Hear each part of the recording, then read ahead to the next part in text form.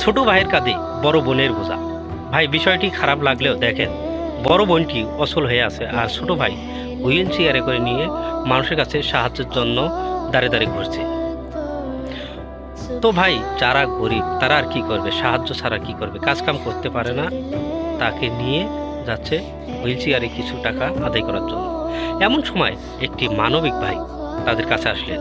তিনি যে ডাইরেক্ট টাকা দান করবেন না, সেই জন্য একটা কৌশল অবলম্বন করলেন। কৌশলটা কি?